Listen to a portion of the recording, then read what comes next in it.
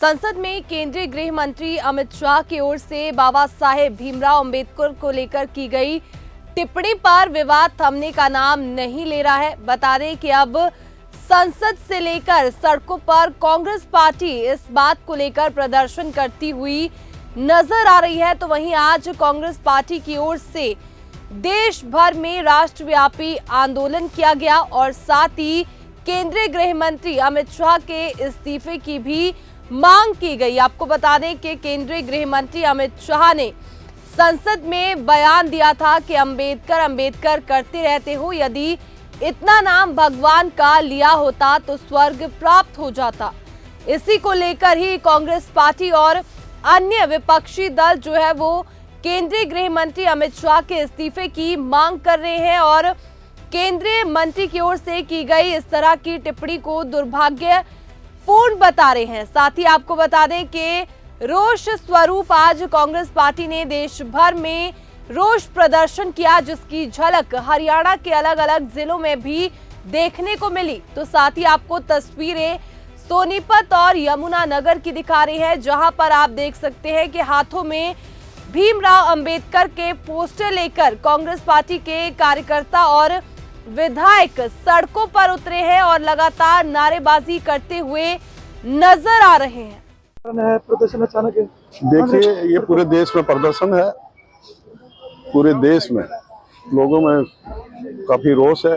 जो हमारे गृह मंत्री अमित शाह जी ने लोकसभा में माध्यम बना के इस तरह की बयानबाजी करना, ये एक बहुत ही संविधान के प्रति निंदाजनक बात है।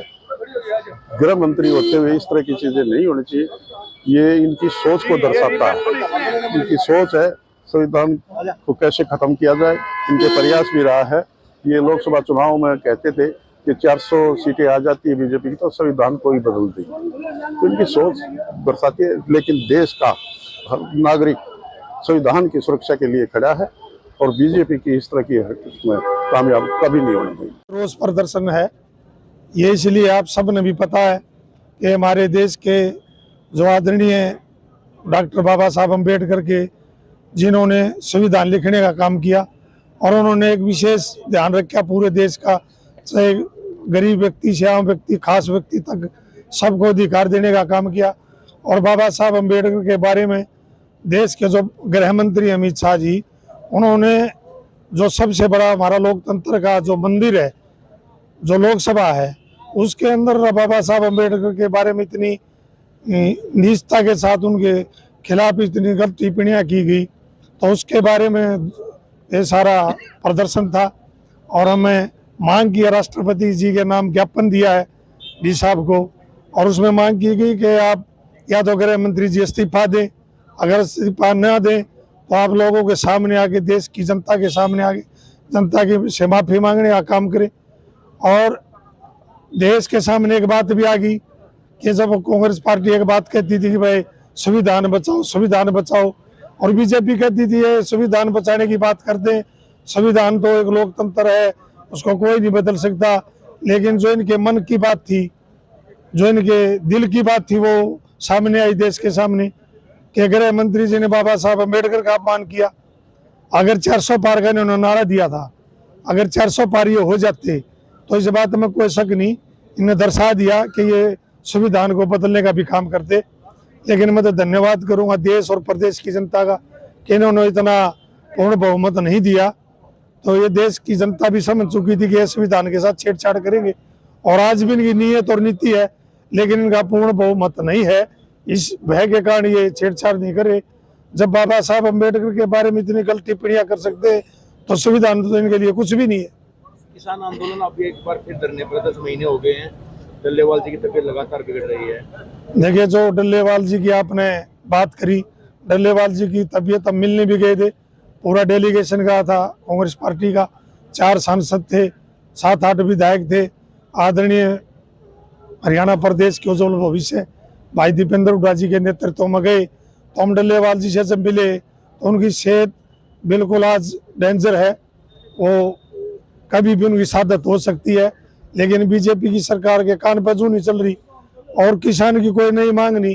किसान यही बात कह रहा है, भाई जो भी बीजेपी के जो हमारे देश के प्रधानमंत्री नरेंद्र मोदी जी ने जो बात कही थी, जब 13.5 महीने किसान आंदोलन था, जो वापिस लिया, तो उन्होंने कहा था कि MSP गारंटी कानून देंगे, हम किसानों पर मुकदमे दर्ज वो वापिस लेंगे।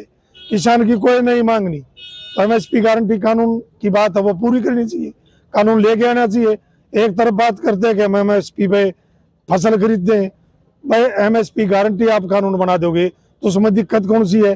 पूरे देश की चाहे कोई भी पार्टी है, चाहे कांग्रेस पार्टी है, चाहे कोई क्षेत्रीय दल है, साहब सभी उनको सर्वसम्मति से पास करने के लिए सब तैयार है।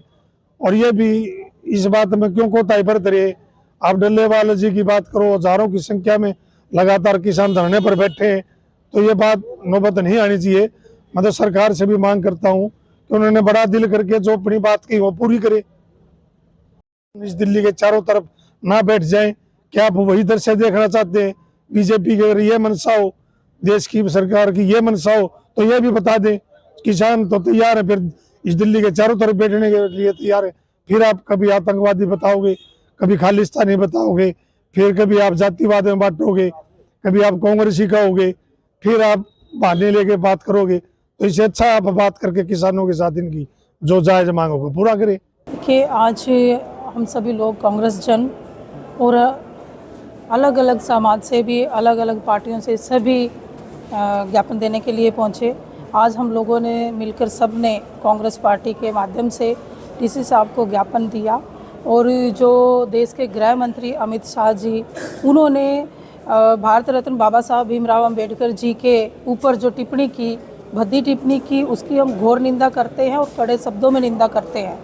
और आज ज्ञापन के माध्यम से हम लोग यही डिमांड रखते हैं, मांग करते हैं कि गृह मंत्री जी अपना इस्तीफ़ा दें और देश से और समाज से माफ़ी मांगे। देखिए, बीजेपी तो कुछ भी कह सकती है। आज अगर बात करें सरेआम है, जब लोकसभा में अमित शाह जी ने ये टिप्पणी की, सबको पता है, जग जाहिर है ये बात तो, कि उन्होंने किस तरह से बाबा साहब का नाम उन्होंने लिया और क्या क्या टिप्पणी उन्होंने की। राजनीति तो भाजपा सरकार, भाजपा के लोग कर रहे हैं। हम लोग तो सिर्फ अपनी एक डिमांड रखी है, जो जिन्होंने संविधान लिखा बाबा साहब ने, और उस संविधान को भी ख़त्म करने की ये बात करते हैं। चुनाव के समय आप लोगों ने देखा कि अब की बार 400 बार का नारा दिया और सरेआम इन्होंने बोला कि अगर हमारी 400 सीट आती है तो संविधान ख़त्म करेंगे। तो ऐसी सी ये टिप्पणियाँ देते रहते हैं। हम लोग इस ज्ञापन के माध्यम से यही मांग हमने रखी है कि देश से और समाज से गृह मंत्री जी माफ़ी मांगे और अपने पद से इस्तीफ़ा दें। देखिए, ये लोग जो हैं भारतीय जनता पार्टी वाले, ये संविधान को मानने वाले लोग नहीं हैं। और आपने देखा ही होगा, इनके नेताओं के बयान भी आए हैं कि हम संविधान को बदल भी देंगे अगर हमारी मेजॉरिटी आएगी। चुनाव से पहले आप लोगों ने देखा, तो ये संविधान को तो मानते आपने देखा है, देश के गृह मंत्री ने, जो देश के गृह मंत्री हैं, उन्होंने किस तरह की टिप्पणी पार्लियामेंट के अंदर on the floor of house किस तरह के शब्द इस्तेमाल करते हुए।